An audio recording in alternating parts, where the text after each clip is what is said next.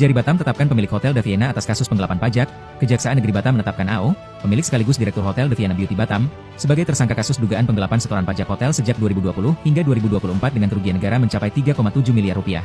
Yang bersangkutan telah ditetapkan sebagai tersangka setelah penyidik memperoleh bukti yang cukup, ujar Kepala Kejari Batam, I. Wayan Wiradharma, Senin, 6 Oktober 2025. Wayan menjelaskan, tersangka secara berulang menarik dana perusahaan untuk kepentingan pribadi yang seharusnya disetorkan ke kas daerah pemerintah Kota Batam.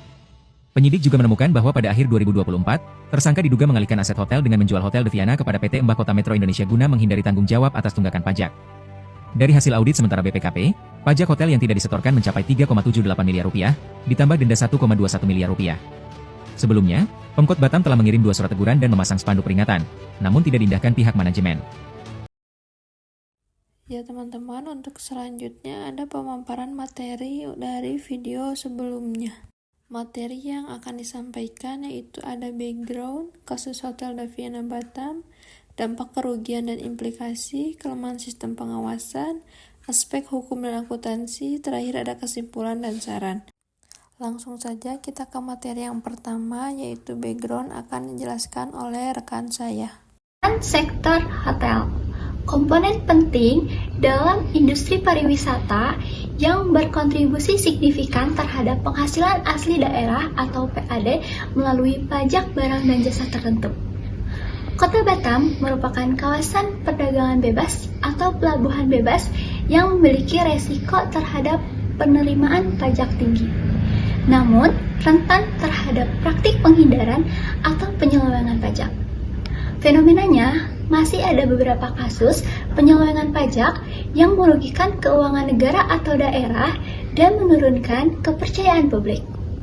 Pada pemaparan ini, saya akan menjelaskan mengenai kasus Hotel The Vienna Batam, yang menjadi salah satu contoh penting terkait ketidakpatuhan pajak daerah.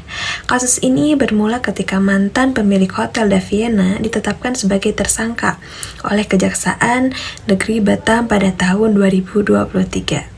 Ia diduga melakukan penyimpangan dan penggelapan pajak hotel selama kurang lebih 5 tahun.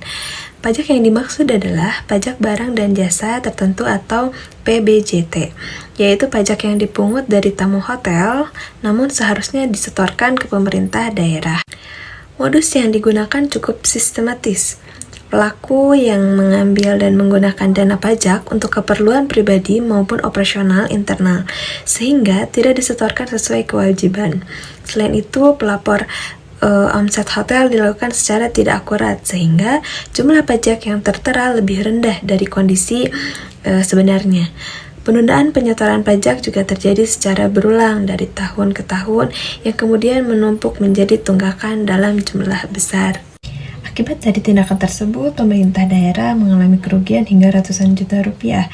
Kerugian ini berdampak langsung pada pendapatan asli daerah, yang sebenarnya bisa digunakan untuk pembangunan dan pelayanan publik. Selain itu, kasus ini juga menimbulkan ketidakadilan bagi pelaku usaha hotel hingga yang telah patuh membayar pajak. Melalui kasus ini kita dapat menarik pembelajaran yang penting, yaitu bahwa transparansi dan kepatuhan dalam pengelolaan pajak daerah adalah hal yang tidak bisa diabaikan. Pemerintah daerah juga perlu meningkatkan sistem pengawasan serta melakukan audit secara berkala agar potensi penyimpangan dapat dideteksi lebih cepat. Baik, selanjutnya kita akan masuk pada bagian modus penyelewengan pajak yang dilakukan dalam kasus The Vienna Hotel Batam. Mari kita lihat konsekuensi nyata dari penyelewengan pajak Hotel The Vienna ini. Dampak kerugian ini terbagi menjadi 2 sektor. Yang pertama, kerugian bagi negara atau pemerintah Kota Batam, dan implikasi negatif bagi masyarakat. Saya akan membahas yang pertama dulu, yaitu kerugian bagi negara atau pemerintah di kota tersebut. Pemerintah Kota Batam sebagai pihak yang paling dirugikan mengalami yang pertama, kerugian finansial yang sangat besar. Berdasarkan audit BPKP, kerugian keuangan daerah minimal mencapai 3,78 miliar rupiah. Lalu yang kedua, ada penurunan PAD dan pembangunan.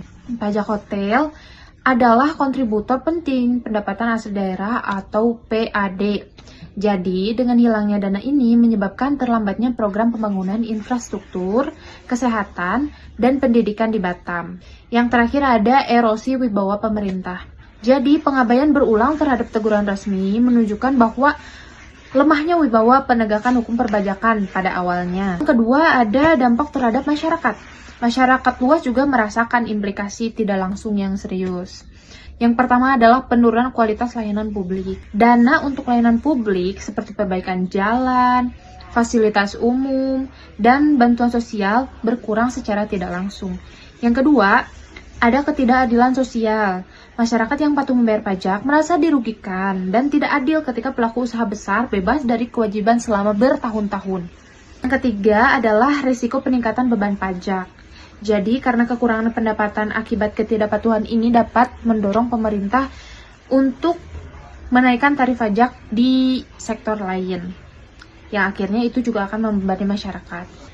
Jadi, kasus yang tidak ditangani dengan tegas ini menciptakan persepsi bahwa lingkungan bisnis di Batam longgar dalam penegakan aturan perpajakan.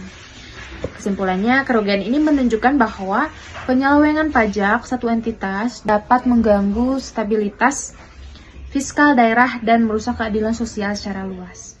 Saya Isi Yulianti, selanjutnya saya akan menjelaskan terkait kelemahan sistem pengawasan. Yang pertama, ada kurangnya audit rutin. Bapenda Kota Batam belum melakukan pemeriksaan surat pemberitahuan pajak daerah atau SPTPD secara menyeluruh. Yang kedua, ada keterlambatan respons, yaitu tindakan terhadap tunggakan berlarut-larut cenderung lambat dan kurang efektif.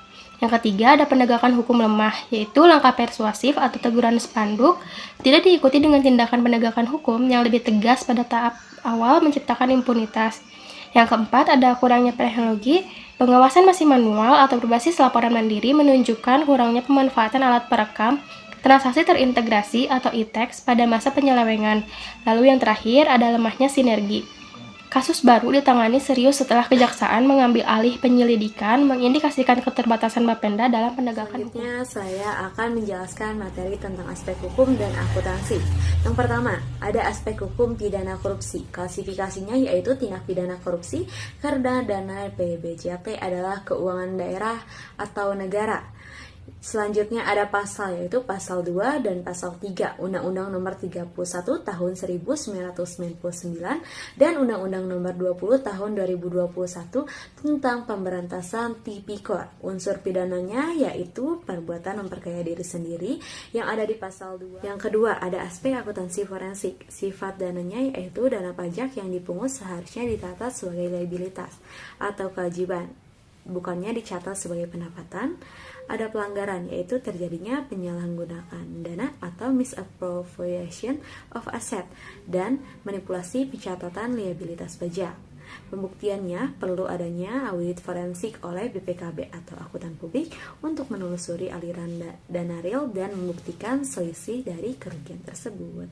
Baik, selanjutnya ada kesimpulan dan saran. Setelah pemaparan materi oleh rekan-rekan saya, kesimpulan kasus Hotel da Vienna adalah manifestasi dari kegagalan terintegrasi pada 3 pilar, yaitu kepatuhan wajib pajak, pengendalian internal akuntansi, dan efektivitas pengawasan perpajakan daerah.